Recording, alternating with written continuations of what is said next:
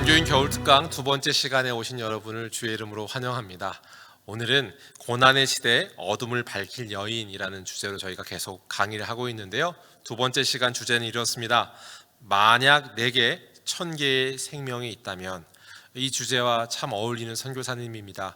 선교사님은 루비 캔드릭 선교사님이신데요. 오늘도 지난주에 이어서 총신대 박용규 교수님께서 강의 섬겨주시도록 하겠습니다. 귀한 강의 전달될 때 큰 은혜 누리는 시간 되기를 주의 이름으로 축복합니다. 안녕하세요. 오늘은 고난의 시대 어둠을 밝힌 여인 두 번째 내게 1000개의 생명이 있다면 루비 캔드릭에 대해서 함께 여러분들과 나누도록 그렇게 하겠습니다. 한 인물을 평가할 때 우리는 통시적으로 한 인물을 평가해야 합니다. 지난번에 우리가 살펴봤던 로제타 쇼드 홀은 어떻게 보면 미시적인 접근이었다고 한다면 오늘 루비 캔드릭에 대해서는 우리가 좀 거시적인 그런 우리가 조명을 하면 좋을 것 같습니다. 루비 캔드릭은 내게 1000개의 생명이 있다면 그것들 모두를 한국을 위해서 바치겠다고 하는 이야기로 널리 알려진 선교사입니다. 1907년 10월 달에 24살에 한국에 입국해서 1908년 6월 19일 날 세상을 떠납니다. 25살의 나이에 세상을 떠나면서 불과 8개월밖에 한국에 없었지만 그녀처럼 그렇게 깊게 그리고 그녀처럼 그렇게 넓게 그리고 그녀처럼 강렬하게 한국 교회와 한국인들 그리고 동료 선교사들에게 깊은 인상을 남겨준 선교사도 많지 않은 것 같습니다. 1908년 6월 21일 호스트 선교사 댁에서 장례 예배가 있을 때 왓슨 목사님이 장례를 집행하면서 25살의 나이 그리고 정말 누런 황금들 그 가운데 낫을 들고 막 추수하려는 그때 그녀의 생명을 거둬 가셨다고 하는 사실은 한마디로 미스테리라고 말한 적이 있습니다.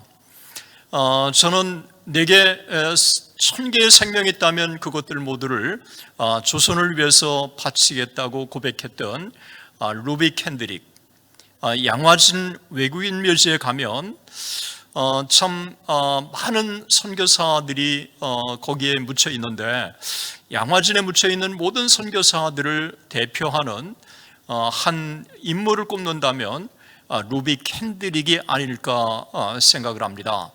이 시간 저는 루비 캔드릭에 대해서 여러분들과 함께 같이 그의 한국 선교에 대한 준비 그리고 한국에서의 활동 그리고 그녀의 죽음이 미친 영향 그리고 여러 가지 우리가 종합해서 평가하는 그런 시간을 좀 가지려고 합니다. 루비 캔드릭은 1883년 1월 28일에 태어났습니다. 아버지는 존 타일러 캔드릭이고 엄마는 케이트 바넷이었습니다. 아버지와 어머니는 한 12살 차이였고 그리고 태어난 지 3년이 지나서 정확히 약 45개월쯤 되었을 때 루비 캔드릭이 세상을 떠나게 됩니다. 루비 캔드릭이 4명의 자녀 중에서 세 번째였는데 엄마가 3살 때 세상을 떠난 것입니다. 어쩌면 지난주에 우리가 함께 살펴봤던 로제타 쇼드 홀과 그의 딸 에디스와 역할이 바뀌었다고 보면 우리가 이해할 수 있을 것 같습니다. 우리가 에디스를 잃고 엄마가 얼마나 슬퍼하고 있었는지에 대해서 우리는 지난 시간에 살펴봤는데, 엄마가 세상을 떠나고 어린 3살 된 이 딸이 얼마나 엄마를 울부짖으며 찾았겠습니까? 이런 안타까움을 보고 루비 캔드릭의 고모가 이제 루비를 데려다가 자기의 딸처럼 키우게 되는 거죠. 이 어린 시절에 그녀가 보여줬던 여러 기록들에 대해서는 많지 않은데 2가지 분명한 기록이 있습니다. 하나는 8살 때 그가 회심을 하고 그 다음에 플레노 감리교회에 열심히 출석했다고 하는 것입니다. 그 고모가 경건한 사람이었는데 이 루비도 고모의 영향을 받아가지고 경건한 신앙생활을 했다고 하는 것을 보여주고 있는 것이죠. 아주 어릴 때부터 이 루비 캔드릭이 경건한 이 소녀였다고 하는 사실을 보여주는 거죠. 또 하나가 있습니다. 그것은 이 루비 캔드릭이 나이가 어렸지만 정말 나이가 어린데도 불구하고 사회개혁에 깊은 관심이 있었던 거예요. 그러니까 루비 캔드릭이 10살 때 플레노시의 시장에게 편지를 보내서 이 플레노시에 있는 모든 술집을 없애달라고 그렇게 편지를 보낸 겁니다. 여러분, 10살 먹은 이 소녀가 시장에게 이 플레노에 있는 술집에 있는 이 모습을 안타깝게 여겨서 시장에게 술집을 다 없애달라고 편지를 보냈다고 한다고 하는 것은 여러분 특별한 게 아닙니까? 그러니까 이 사실이 시장이나 또 그 플레노 사람들이 볼 때는 특별하다고 여겨져서 이것이 일반 언론에 소개가 됐고 일반 언론에 소개된 것을 그의 가족들은 언론 보도를 통해서 보게 된 거죠. 그러면서 이 루비 캔드릭에 대해서 깜짝 놀라게 되고 또 부모들은 신선한 충격을 받았던 적이 있습니다. 플레노에 있는 고등학교를 그가 졸업한 다음에 남감리교 선교사들, 특히 여자 선교사들을 훈련시키는 스카릿 여자 성경훈련학교에 진학을 하게 됩니다. 1903년에 이 학교를 진학하는데 이 학교는 2년제로 남감리교 해외 선교사로 나가는 여자 선교사들이 반드시 거쳐야 하는 학교였습니다. 이 학교에 재학하고 있는 2학년에 재학하고 있을 때 그가 선교사로 헌신했다고 바우만 여사는 그렇게 기록으로 남겼는데 사실 플레노 감리교회의 기록을 제가 살펴보니까 이미 1902년에 한국의 선교사로 그 선교사로 해외 선교사로 나가기로 헌신을 한 겁니다. 그때가 1902년이고 그녀의 나이는 19살 때였던 것이죠. 이 플레노 감리교회는 그렇게 큰 교회가 아니었지만 이 교회 안에 신실한 2명의 여자 청년이 있었는데 이 여자 청년들이 중심이 돼가지고 청년회가 조직됐는데 바로 이 2명 중에 한 명이 바로 루비 캔드릭이었습니다.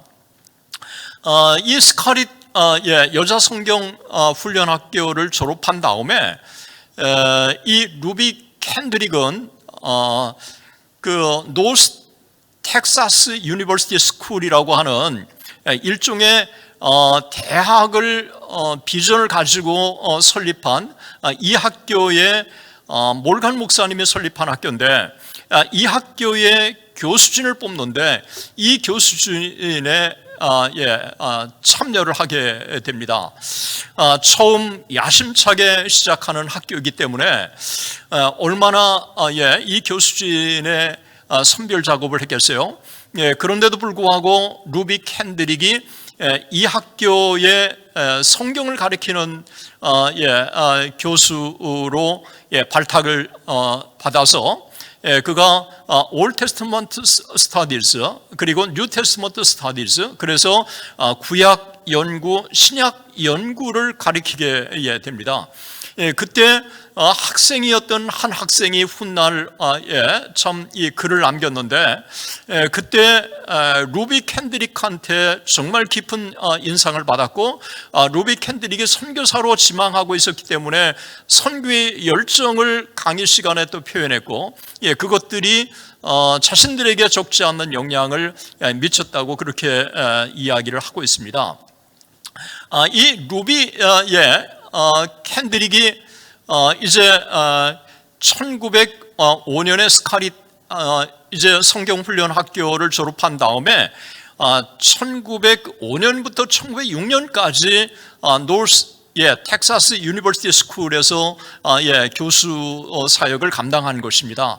1년 동안 교수 사역을 감당한 다음에 그가 사우스 웨스턴 유니버시티에서 이제 마지막 소위 선교 특별 과정을 공부하면서 그리고 제가 볼 때는 졸업 앨범까지 있는 것을 볼 때, 제가 뭐 살펴봤어요. 쭉 추적해 보니까 졸업 앨범까지 있을 때 학위 과정이 아닌 그냥 단순한 특별 과정이 아니라 이제 거기서 1년 동안 집중적으로 공부하면서 학사 학위를 받은 것으로 보입니다. 왜냐하면 사우스 웨스턴 유니버시티를 정식으로 졸업하고, 그리고 졸업 앨범도 루비 캔드릭이 갖고 있는 것을 보면 알 수 있습니다. 이 사우스 웨스턴 유니버시티에 다니는 동안에 그녀에 대한 기록, 이 사진, 졸업 앨범을 제가 찾았는데, 이 졸업 앨범에 보면 사진이 있는데, 이 사진을 보면 참 의미 있는 사진입니다. 왜냐하면 루비 캔드릭이 학생 자원운동에 적극적으로 참여했는데, 이건 스카릿 여자 성경훈련학교에서도 마찬가지죠. 그래서 이 학생 자원운동에 열심히 참여하고 해외 선교에 대한 비전을 갖고 있었는데, 사우스 웨스턴 유니버시티에 재학하고 있는 동안에 그 학교에 있는 학생 자원 운동에 참여하는 학생들과 함께 찍은 사진이 있고요. 그리고 그 학교에 여학생들만의 모인 시그마라고 하는 이 여학생들의 모임에서 찍은 사진이 있습니다.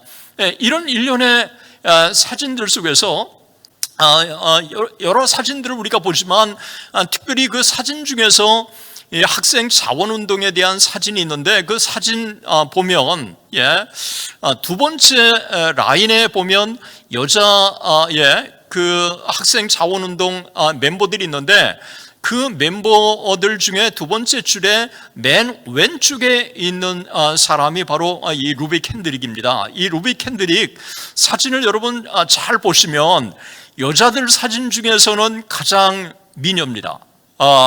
이 루비 캔드릭이 얼마나 잘생겼는지, 아름다운 여인이라고 하는 이런 기록은 동료들도 인정하고, 그리고 한국에 사역하는 동안 한국에 참 엄마들이나 그 한국 그리스도인들도 인정하는 바이기도 한 것입니다.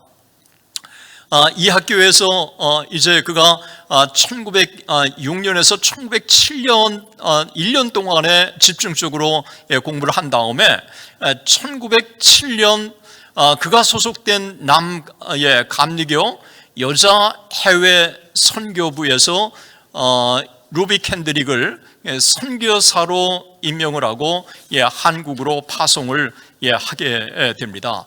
한국으로 파송하게 됐을 때 선교 후보생들이 함께 모인 그 모임 중에서 전체 이제 그 남감리교 해외 여자 선교회의 모임을 가졌을 때, 이때 루비 캔드릭이 정말 이 고별 메시지를 전하는데 이 고별 메시지 중에서 아주 인상 깊은 한마디를 합니다.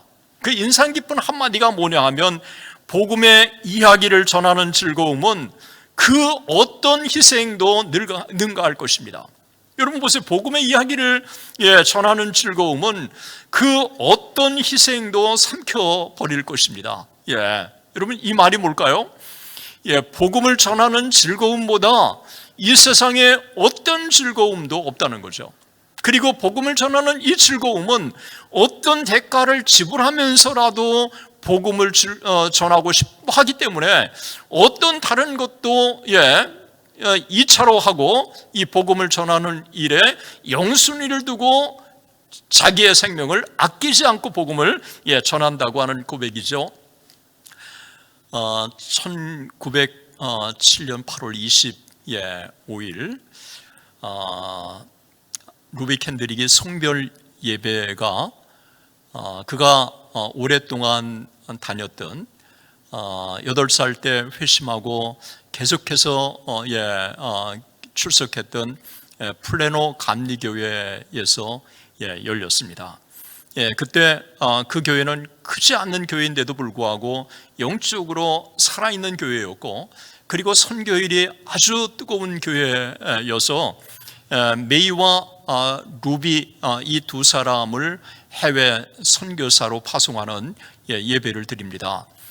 플레노에 있는 많은 사람들이 함께 참여했고 그리고 이때 인상 깊은 참 이 고별 메시지를 간단하게 루비 캔드릭이 전했는데 거기에 참석한 많은 사람들이 아주 깊은 도전을 받았던 것입니다.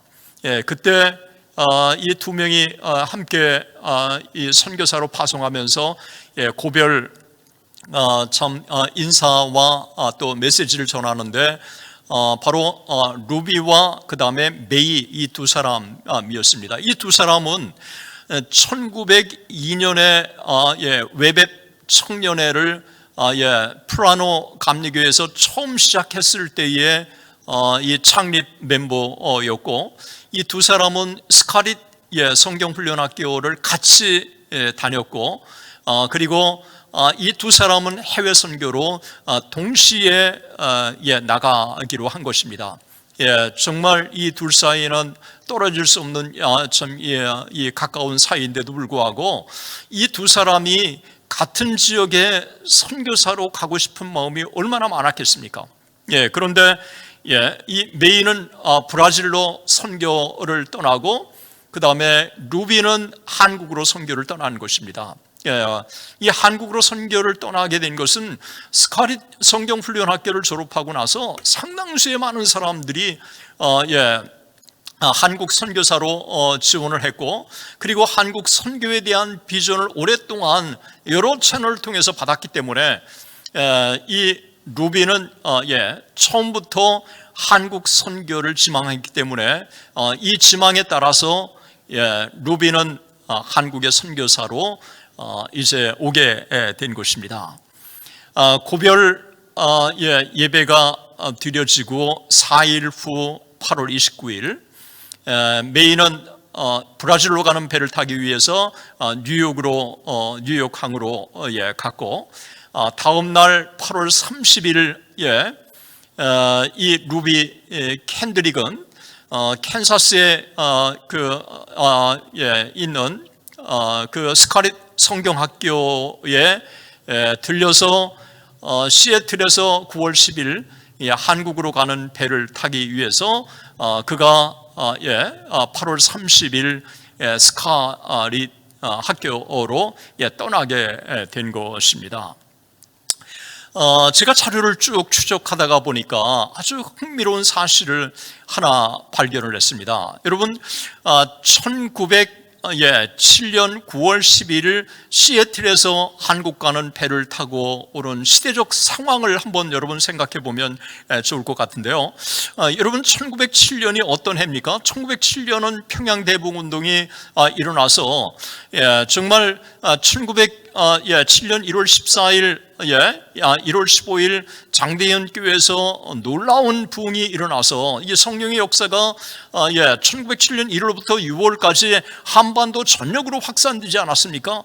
그래서 그때 부흥의 주역이었던 많은 사람들이 신학교를 지원하게 되고, 신학교에서 은혜를 받은 사람들은 1907년에 9월 달에 7명의 장로교 목회자가 배출되고, 그리고 감리교 역시 놀라운 선교열이 뜨겁게 일어날 때 아닙니까? 1906년 10월 달에 목포에서 놀라운 부흥운동이 일어났을 때 그때 부흥의 불씨를 가져다 준 사람이 쪼다인 아닌가요? 이 쪼다인은 남부 출신으로 변호사였습니다. 정말 똑똑하고 정말 그러면서도 복음의 열정이 뛰어나고, 그리고 은혜를 경험하고 이 성령의 이 충만을 사모했던 사람 아닙니까? 그랬던 이 쪼다인이 1906년에 부흥의 주역으로 쓰임받고, 그리고 1907년에 평양대봉운동의 주역으로 쓰임받고, 1907년 7월 달에 잠시 휴식을 취하기 위해서 안식년을 맞아서 미국으로 돌아오고 있었습니다. 미국으로 돌아오는 배에서 정말 한국 선교를 촉구하는 이런 보고서를 보내는데, 이 한국 선교를 촉구하는 이 보고서 내용 중에 이런 내용이 있습니다. 현재의 한국의 상황은 한국의 신속한 복음화를 가능하게 만들어 줄 것입니다. 기독교에 대한 열렬한 환영은 몇 지방에 국한된 현상이 아닙니다. 한국의 전역이 기독교 사역자들에게 열려 있습니다. 한국인 교회는 복음의 열정으로 가득 차 있습니다. 현재의 선교사의 2배 미만으로도 전국이 10년 안에 복음화될 수 있을 것으로 생각됩니다.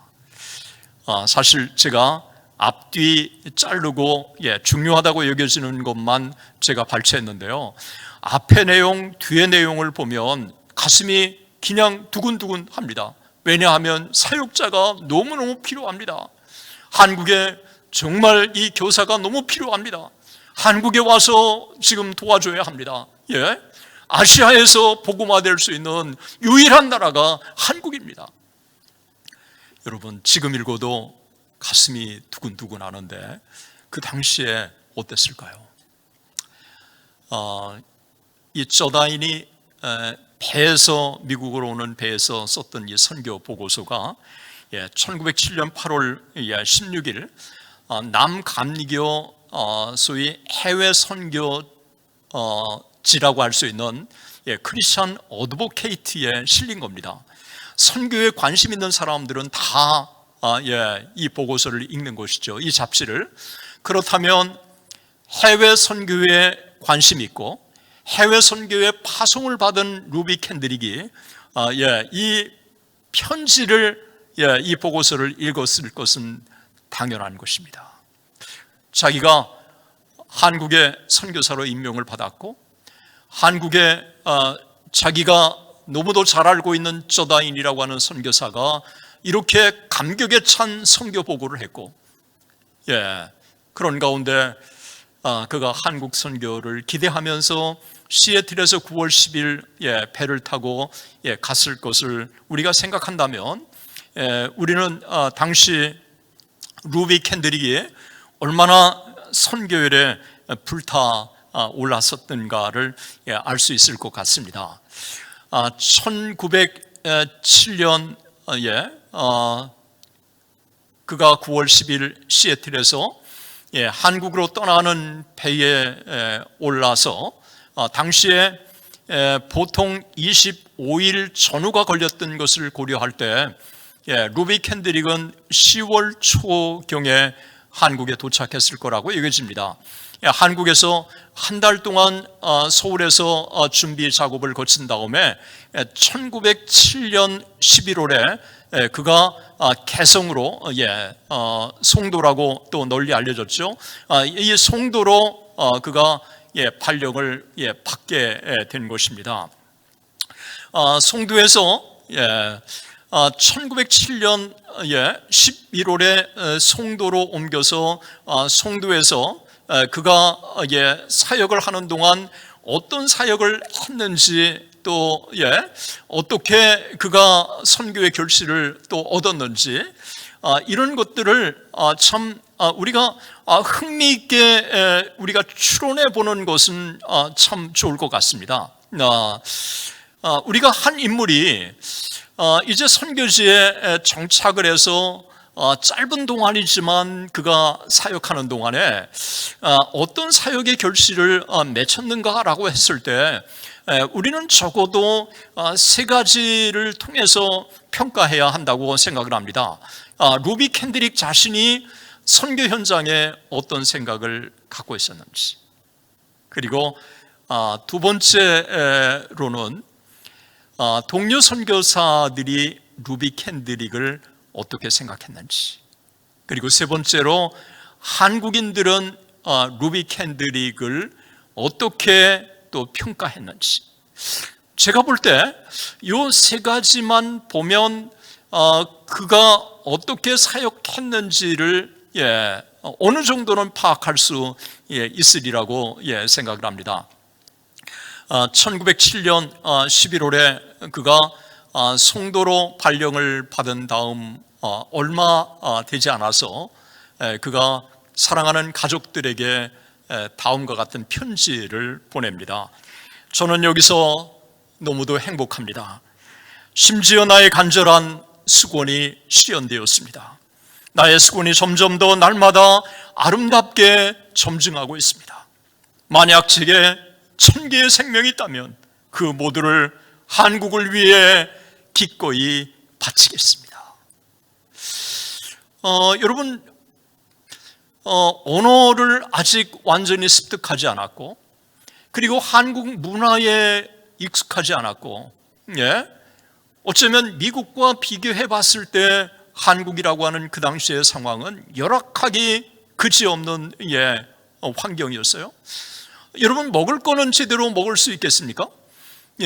압둘라 그 여성의 집에서 함께 같이 지내면서 생활을 했던 그 이 단체 집단 생활을 하고 있는 입장에서 볼 때 얼마나 주거 환경도 열악했겠습니까?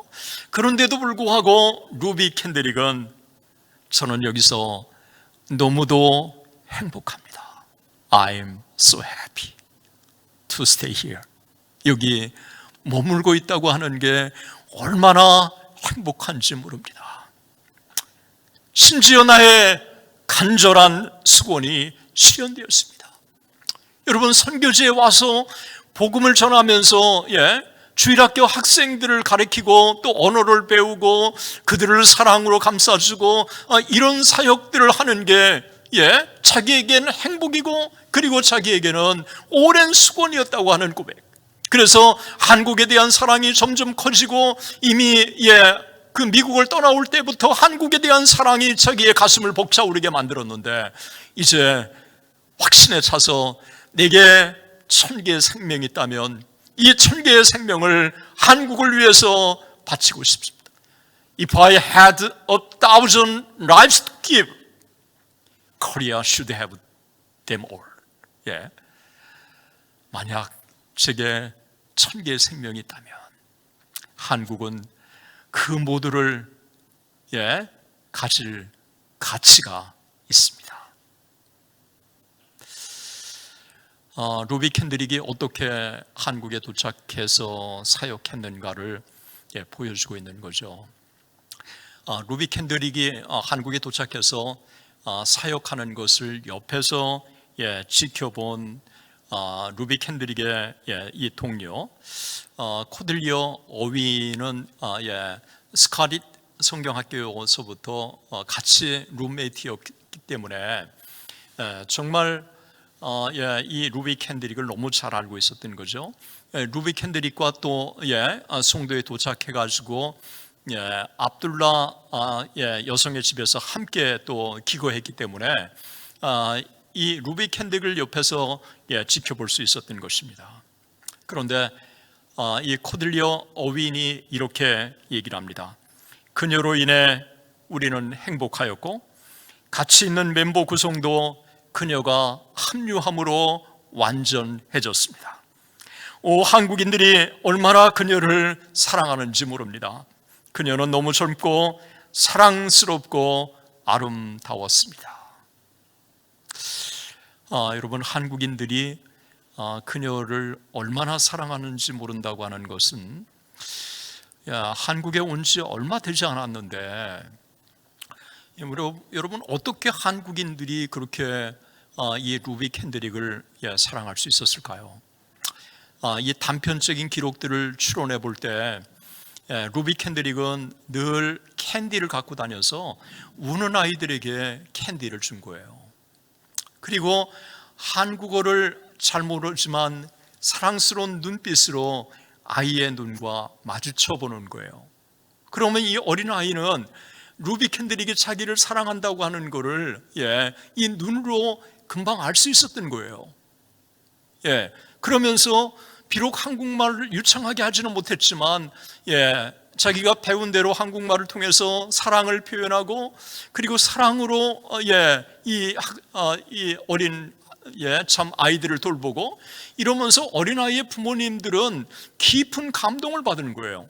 그래서 이 한국의 부모님들이 이런 고백을 했어요. 지금까지 우리는 정말 루비 캔드릭 같은 여자 선교사를 파송해달라고 하나님께 기도했는데 루비 캔드릭의 오므로 하나님이 우리의 기도를 응답해 주셨습니다 라는 고백을 한 것입니다.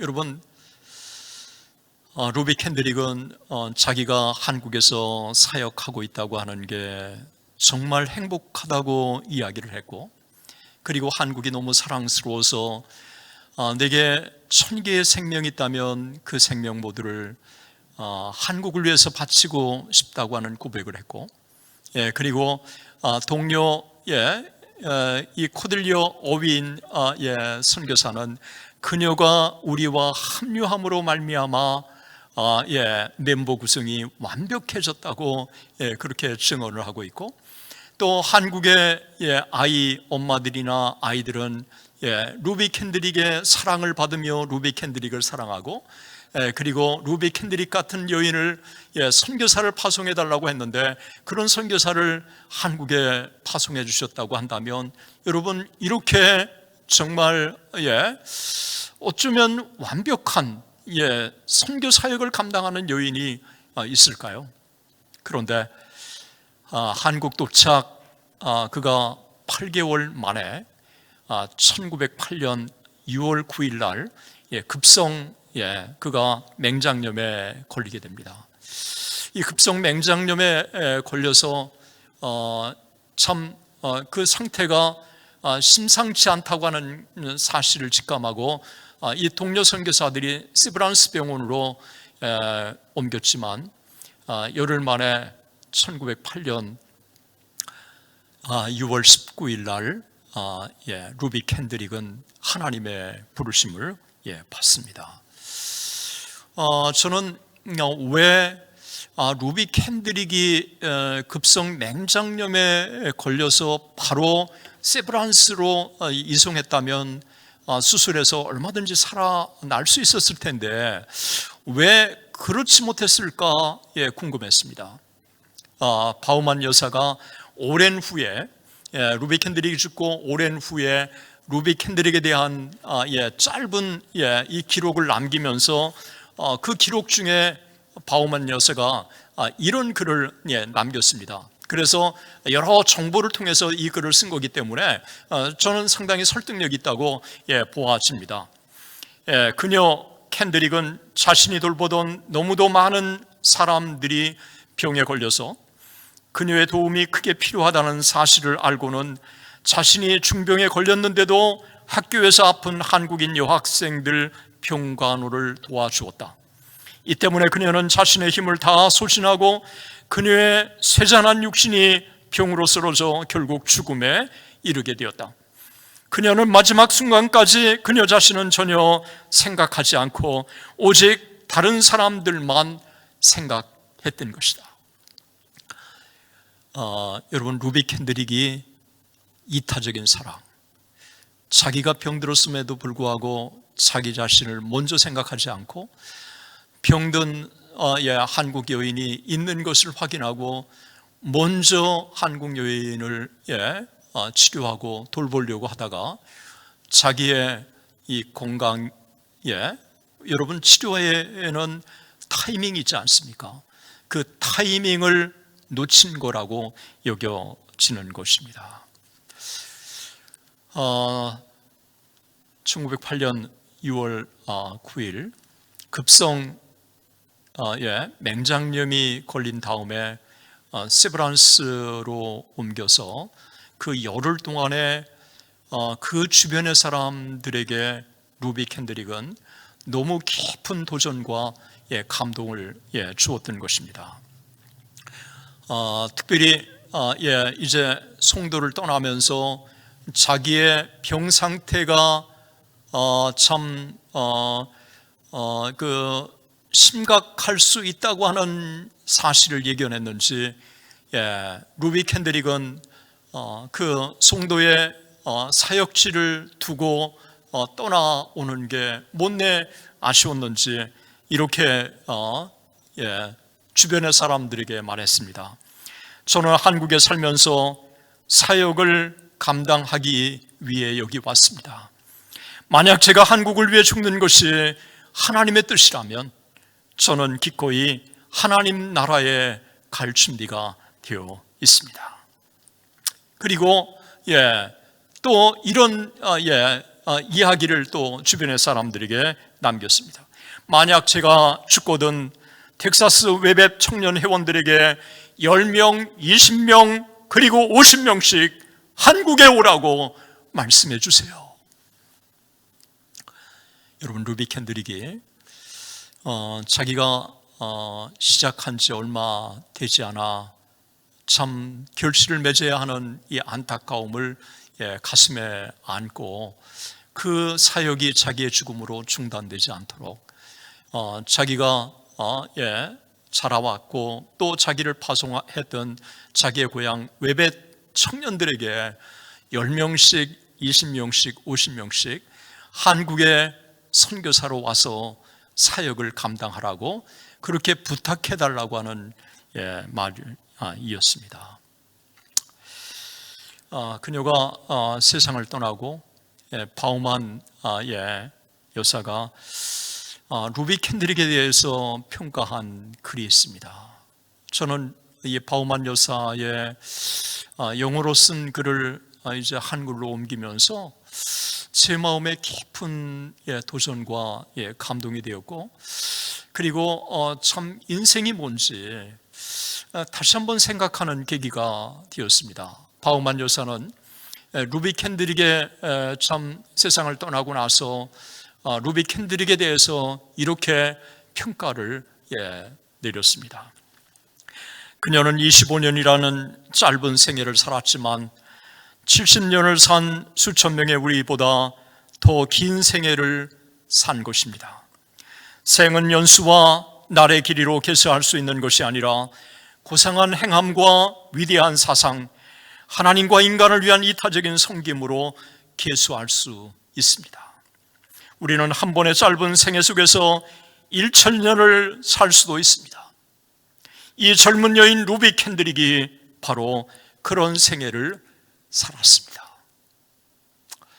비록 25년의 생애를 살았지만 수천 년의 생애를 산 것과 같은 값진 생애를 살았다고 하는 고백이었습니다.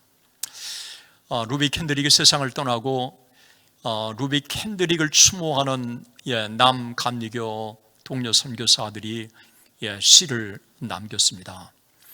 코리안 미션 필드에 실린 이 시는 영어로 되어 있는 시인데 제가 영어로 읽어도 제 마음에 깊은 감동이 있었습니다. 그래서 이거를 거의 한 3, 4일에 깊은 실험을 하면서 참 이 시를 제가 번역을 해봤습니다. 이 시에는 이렇게 시에 대한 설명이 있습니다. 한국을 위해 자신의 생명을 바친 그녀의 동료들이 그녀에게 기쁨으로 영예를 돌리면서 루비 캔드릭 양에게 바치는 추모시, 이렇게 타이틀이 되어 있습니다. 아마도 여기 동료들이라고 복수로 쓴 것을 보면 이 시는 한 명이 쓴 게 아니라 여러 명이 같이 동참한 시였던 거라고 보아집니다. 그런데 이 시에 통일성이 있다고 하는 사실을 제가 또 주목해 봤고, 그런 면에서 어느 한 사람이 시를 쓰고 돌아가면서 윤문을 한 게 아닌가, 그렇게 생각이 됩니다. 아마도 코들리어의 어윈이라고 하는 루비 캔드릭의 가장 가까운 동료 여자 선교사가 이 시를 쓰지 않았을까 생각합니다. 이 긴 시지만 한번 참 여러분들과 함께 나누는 거 어떨까요? 여러분, 제가 이 시를 보면서 참 깊은 감동을 받고 도전도 받았고, 그리고 제 자신을 돌아볼 수 있는 기회가 되었는데, 한번 여러분들과 나누고 싶은데 어떨까요? 제가 읽어보겠습니다. 우리의 자매가 우리 곁을 떠났다. 우리의 지극히 작은 자가 우리 곁을 떠나갔다. 그녀의 웃음소리, 우리가 더 이상 들을 수 있을까? 한 줄기의 기쁨의 광선처럼 모든 슬픔이 분산되었다. 고통당하는 한국의 자매들에게로 그녀가 달려왔고, 그녀가 가는 곳마다 하나님의 영이 그녀와 함께하였다. 그녀의 눈길 축복이 가득하고 그녀의 말 격려로 충만하였다. 아침처럼 순결하고 저녁처럼 온당하고, 이 세상에 그녀처럼 하이한 백합화는 찾아볼 수 없다. 그녀의 신앙의 눈이 심령을 깊이 파고드는 예리한 침투력으로 그녀는 온종일 하나님의 임재를 볼 수 있었다. 우리의 자매가 우리 곁을 떠났다. 우리의 지극히 작은 자가 우리를 떠났다. 그녀의 웃음소리, 우리가 그것을 더 이상 들을 수 있을까? 성광처럼 빠르게 죽음이 그녀를 덮쳤으니 그녀가 견뎌야 할 고통이 너무도 날카롭다. 그러나 하나님이 그녀의 몫이 되셨고, 그분의 뜻이 그녀의 기쁨이 되어서 그녀는 한순간도 위축되지도 두려워하지도 않았다. 그녀는 이렇게 느낀 것을 말했다. 만약 하나님이 그녀를 그분에게로 부르셨다면, 그것이 한국을 위한 것이라면 그녀는 기쁨으로 순종하리이다. 비록 그녀의 삶이 참으로 고귀한 삶이었지만 그녀의 죽음이 그녀의 삶보다 더 크게 울려 퍼져 트럼펫처럼 그녀의 친구들을 선교지로 오라고 소리쳐 부른다. 우리의 자매가 우리 곁을 떠났다. 우리의 지극히 작은 자가 우리를 떠났다. 그녀의 웃음소리, 우리 더 이상 들을 수 없다. 그렇다고 우리가 슬퍼할 수 있을까? 우리의 이기적인 욕심 때문에 여기 감옥 같은 이 세상으로 그녀가 돌아오길 바랄 것인가? 찬란하게 빛나고 환희에 차서 그녀가 영원 없게 되었으니 우리가 그녀를 슬퍼하고 그녀를 갈망하고 그리워하지만, 우리가 그녀를 이 광야 같은 황야에 다시 오라 부를 것인가? 진심으로 신실한 노력으로 천국에서 기꺼이 그녀를 만날 수 있도록 우리는 분투해야 하리. 그녀가 우리 곁을 떠났도다. 우리가 지극히 작은 자가 우리를 떠나갔으니 그녀의 웃음소리가 더 이상 우리를 격려할 수 없다. 그러나 우리는 흔들리지 말아야 하리. 의무가 우리를 부르기 때문이다. 그녀가 너무도 소중히 여겼던 그 목적을 성취하기 위하여서, 그녀의 추억이 너무도 강렬하여 우리의 가슴에 생생히 새겨졌으니 우리가 해마다 하나님의 나라를 위하여 일하리다. 우리의 사랑하는 이는 잠들지 않았다. 아니라 그녀는 우리를 떠나지 않았다. 우리 모두 우리의 사랑하는 이가 여전히 우리 가까이 있음을 느낀다. 구세주 곁에서 그녀는 우리의 섬김을 지켜보고 있다. 우리는 불쌍한 한국을 구원하기 위해 있는 힘을 다해 분투해야 하리라. 우리의 자매가 우리를 떠났다. 우리의 지극히 작은 자가 우리 곁을 떠나갔다. 하지만 천국에서 그녀의 웃음소리가 한 번 더 우리를 맞을 것이라. 여러분 어떻습니까? 사랑하는 동료를 잃어버리고 얼마나 슬픔에 차 있었겠습니까?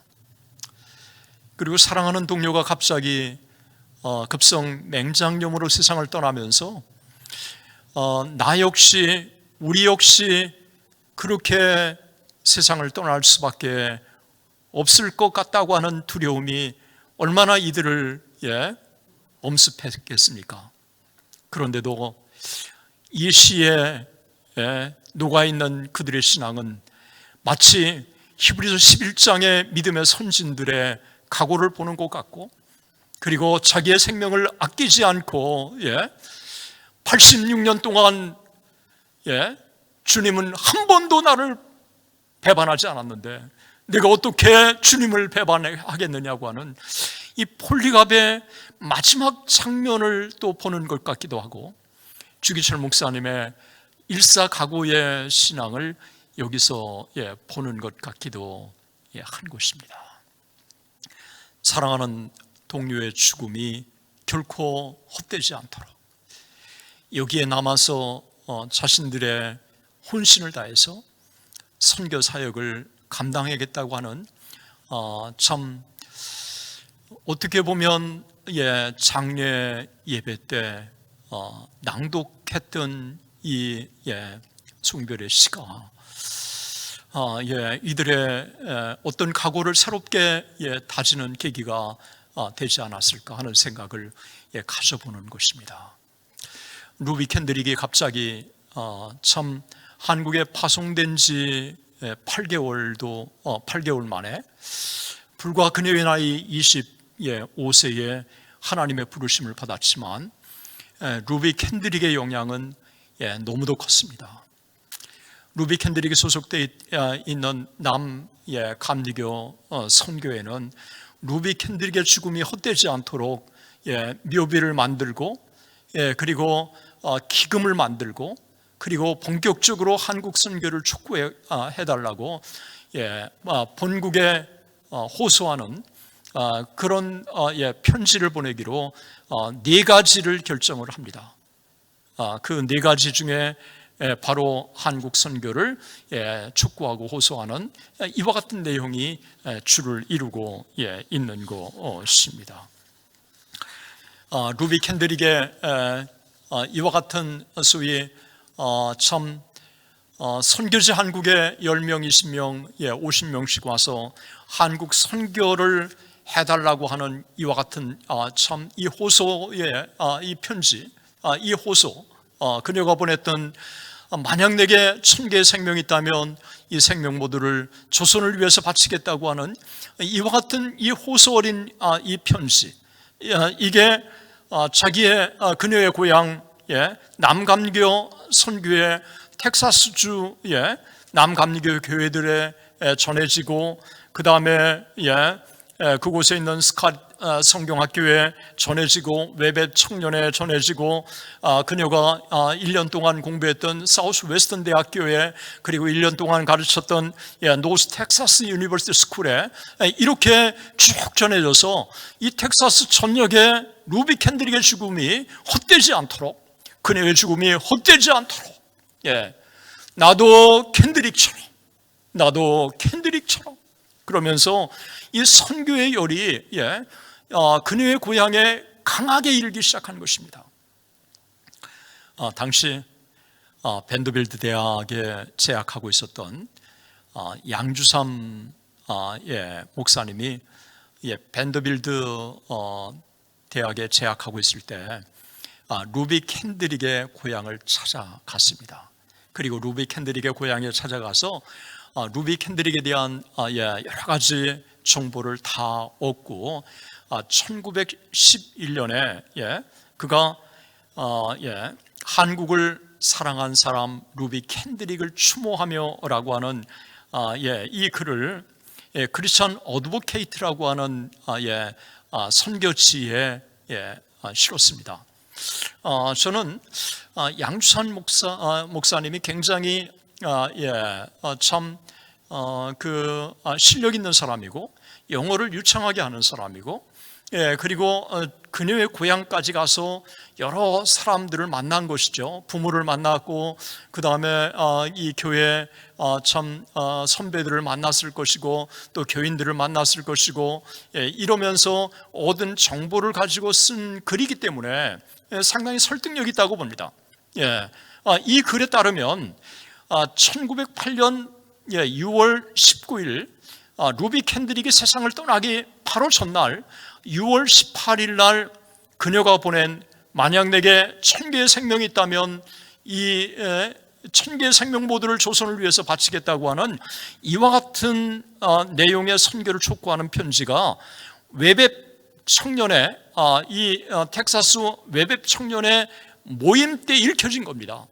얼마나 많은 사람들이 큰 감동을 받았겠어요. 해외 선교에 대한 열이 충천하고 있을 때 루비 캔드릭이 보낸 편지는 젊은이들의 가슴에 엄청난 도전을 주었을 거예요. 그런데 양주삼 목사님은 한 가지 또 흥미로운 사실을 기록하고 있습니다. 그 다음 날 한국으로부터 첨보가 왔는데 루비 캔드릭이 세상을 떠났다는 것입니다. 거기에 참석한 많은 사람들은 루비 캔드릭의 죽음이 헛되지 않도록 나도 한국으로 이러면서 루비 캔드릭의 참 이 뒤를 따라서 한국의 선교사로 지망하는 사람들이 엄청나게 늘어난 거예요. 10명, 20명, 50명씩 달려오라고 그렇게 했는데 실제로 1909년에 6명이 한국의 선교사로 왔고요. 그리고 1910년, 11년까지 20명이 넘는 사람들이 한국의 선교사로 오게 된 겁니다. 1908년 6월 19일 날 루비 캔드릭이 세상을 떠난 다음에 2개월이 있다가 하몬 여사가 이제 루비 캔드릭이라고 하는 아예 타이틀로 시를 하나 썼어요. 제가 이 시도 또 찾아내가지고 제가 참 번역하면서 제 자신에게 엄청난 도전을 제가 받았습니다. 루비 캔드릭, 그녀가 해외 선교지로 향하는 배에 오르기 전 그녀는 웨벡 청년의 단에 섰다. 그녀는 강렬한 손을 활짝 펼치며 열렬히 호소했다. 우리는 진실되고 달콤한 그녀의 메시지를 들었다. 마게도냐 외침이 반복되었다. 엄숙하고 기쁨이 충만한 채 그녀는 바다를 건넜다. 지금 미국 땅에서 하루하루 천국의 찬란한 황금 가닥 위 우리는 단에 선 동일한 상냥한 처녀를 본다. 너와 나를 부른다. 축복 속에 그녀를 따르라는 주님의 부드러운 음성에 순종하여 매일매일 오직 그만 섬기리라. 그녀가 바다를 건넜던 것처럼. 이 하몬 여사의 시는 한국을 떠나기 전에 웨벡 청년회에서 한국 선교를 촉구하는 루비 캔드릭의 이 연설 장면을 묘사하고 있는 것입니다. 저는 한국으로 떠납니다.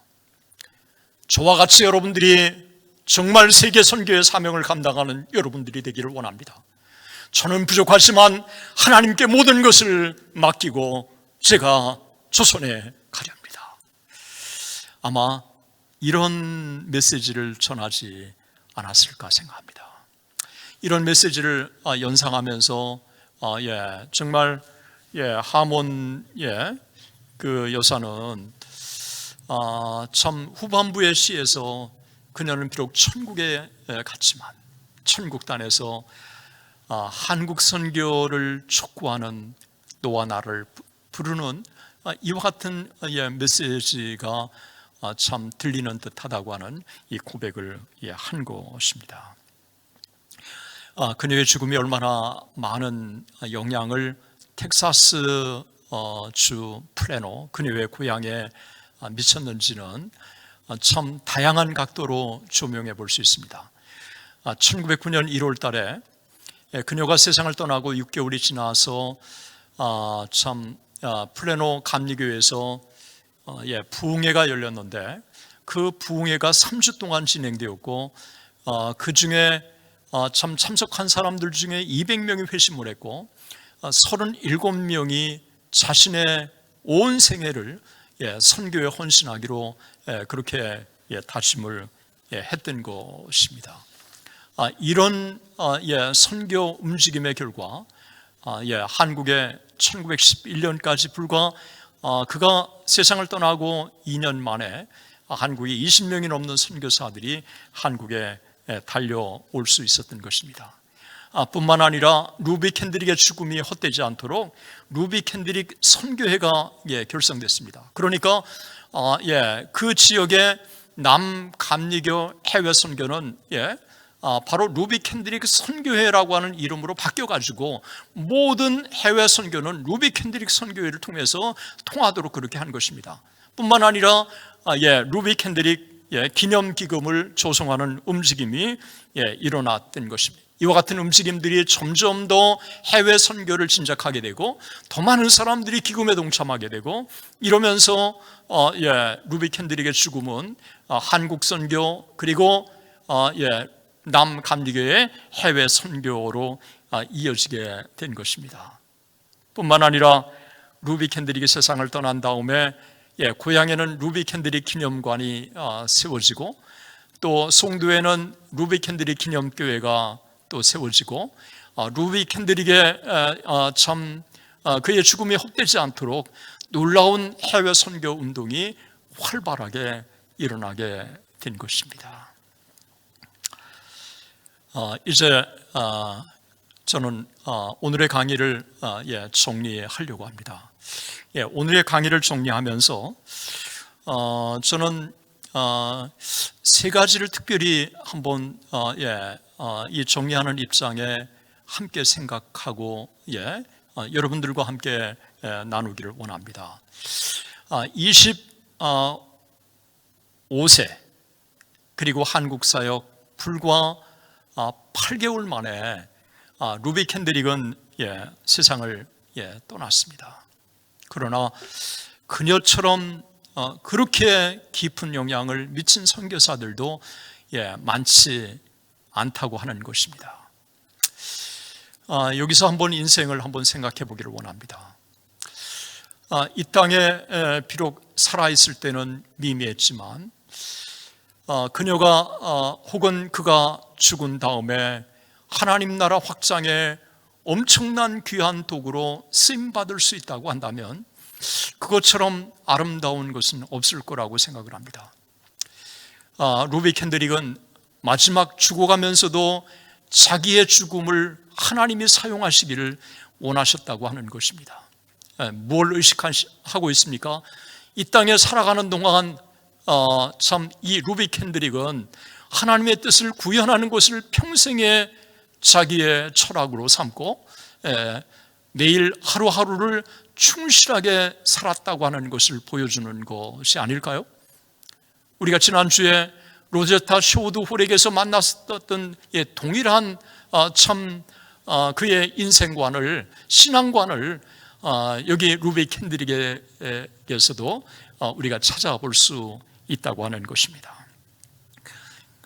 두 번째는 동일한 맥락에서 사랑하는 동료이자 그리고 스카릿 여자 성경 훈련학교에서 함께 지냈던 룸메이트 그리고 8개월 동안 송도에 와서 함께 지냈던 룸메이트 코들리어 오윈이 그녀의 장례 예배 때 추모사 중에 한 이야기입니다. 우리 뒤에 남겨진 이들의 가슴에 사는 것은 결코 죽는 것이 아닙니다. 그렇습니다. 그녀는 진실로 그녀 뒤에 남겨진 저들의 가슴에 살아 있습니다. 그녀는 비록 세상을 떠났지만 그녀 뒤에 남겨진 이들의 가슴에 여전히 살아있다면 그녀는 결코 죽은 것이 아닌데 루비 캔드릭은 바로 그런 여인이었다고 하는 것입니다.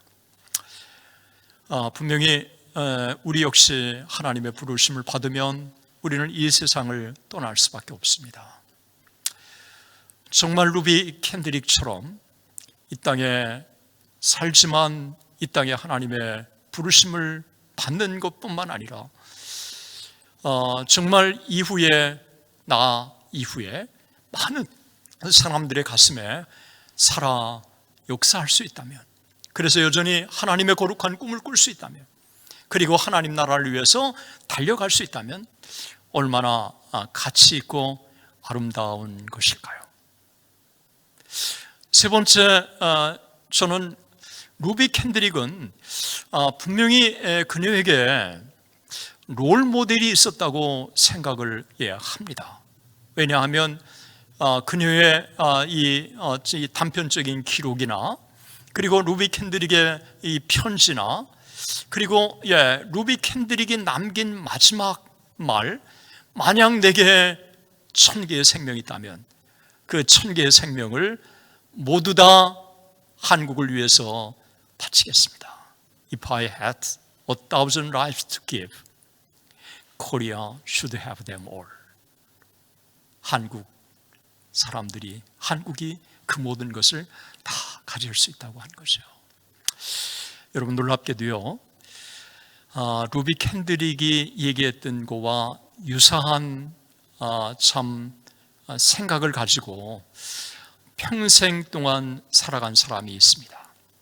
저는 루비 캔드릭이 그 사람을 롤 모델로 삼았다고 생각을 합니다. 그 사람은 바로 인디안 선교의 아버지인 데이빗 브레이너드입니다. 데이빗 브레이너드가 이렇게 글을 남겼습니다.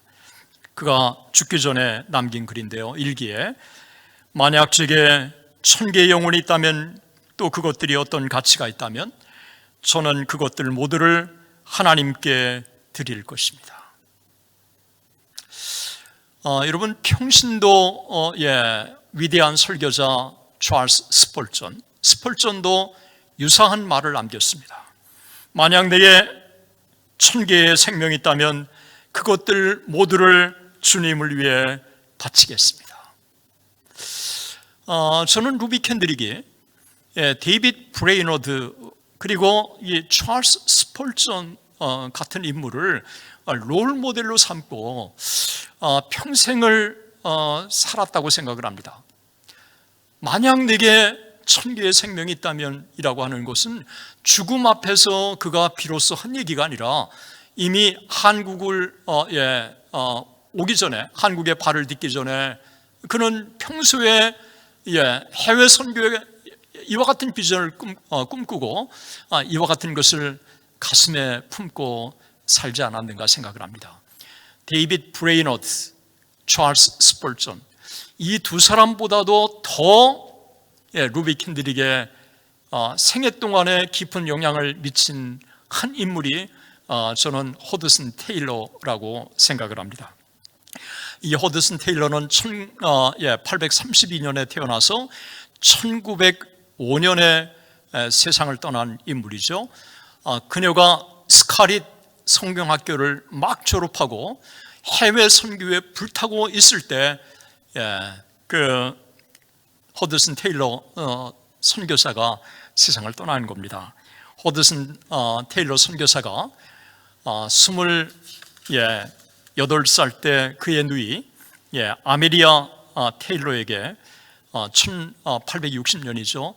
이때 편지를 보낸 편지 내용 한 구절입니다. 만약 제게 1000개의 생명이 있다면 그것들을 중국을 위해 바치겠습니다. 여러분, 놀랍게도 중국이라고 하는 말만 빼면, 그것을 조선으로 대체한다면 루비 캔드릭의 한 말과 너무 정확히 일치합니다. 루비 캔드릭이 만약 내게 1000개의 생명이 있다면 그 생명 모두를 조선을 위해 바치겠다고 하는 말은 우연히 나온 게 아니라 그녀의 오랫동안 롤 모델이었던 허드슨 테일러, 그가 한 말 가슴에 품고 조선에 왔고 조선을 사랑했고, 그리고 마지막 죽어가는 순간 자기의 생명을 아끼지 않고 바치면서 만약 내게 1000개의 생명이 있다면 그 생명 모두를 주를 위해서 바치겠다고 하는 고백을 한 것이라고 여겨집니다. 우리 주님은 한 알의 밀알이 땅에 떨어져 썩지 아니하면 한 알 그대로 있고 썩으면 많은 결실을 맺는다고 했습니다. 저는 루비 캔드릭이 이와 같은 생애를 살았던 아주 대표적인 그런 선교사였다고 생각을 하고, 이런 선교사를 한국에 파송해 주신 하나님께 너무 감사하고 있습니다. 코로나 위기, 정말 이 땅에 살아가기가 힘든 시대, 그러나 그런 어둠의 시대, 고난의 시대, 어둠을 활짝 밝히며 이 땅에 하나의 밀알이 됐던 루비 캔드릭과 같은 이와 같은 선교사의 생애를 우리가 돌이켜보면서 우리의 신앙의 옷깃을 여밀고 우리가 다시 눈을 들어 하나님께서 하실 일들을 믿음의 눈으로 바라보는 우리 모두가 되었으면 좋겠습니다. 기도하시겠습니다. 사랑의 하나님 아버지, 하나님의 은혜와 사랑을 참으로 감사합니다. 지난주 로제타 쇼우드 홀에 이어서 오늘 루비 캔드릭에 대해서 우리가 살펴보면서 만약 내게 1000개의 생명이 있다면 그것들 모두를 조선을 위해서 바치겠다고 그렇게 진솔하게 고백하고, 말뿐만 아니라 이 조선을 그렇게 사랑했던 루비 캔드릭 선교사의 생애와 사역을 우리가 함께 같이 나누었습니다. 아버지, 이 땅에 살아가는 우리의 인생이 연수의 크고 긴 그곳에 있는 것이 아니라 정말 짧을지라도 우리의 인생이 얼마든지 하나님 앞에 값진 인생이 될 수 있다고 하는 사실을 그녀의 생애가 보여준 것을 우리가 피부로 실감합니다. 아버지, 고난의 시대, 정말 하나님을 찾는 자들을 찾아보기 힘든 이 시대, 우리는 이 땅에 여전히 자신의 생명을 주며 복음의 빚진 자로 우리에게 너무도 거룩한 롤모델이 됐던 루비 캔드릭 같은 아버지, 이와 같은 아름다운 신앙의 선배를 이 땅에 보내주신 우리 하나님을 찬양하며 그런 신앙의 롤모델을 우리가 본받고 이 땅에 삶을 살아가며 복음의 빚진 자의 이 사명을 충실하게 감당하는 우리 모두가 되게 하여 주시옵소서. 여전히 그녀가 세상을 떠난 이후에도 뒤에 남은 사람들의 가슴에 살아 역사한 것처럼 아버지, 우리 역시도 이 땅에 그런 삶을 살게 해 주시옵소서. 감사하며 살아계신 우리 주 예수 그리스도의 이름으로 기도드리옵나이다. 아멘.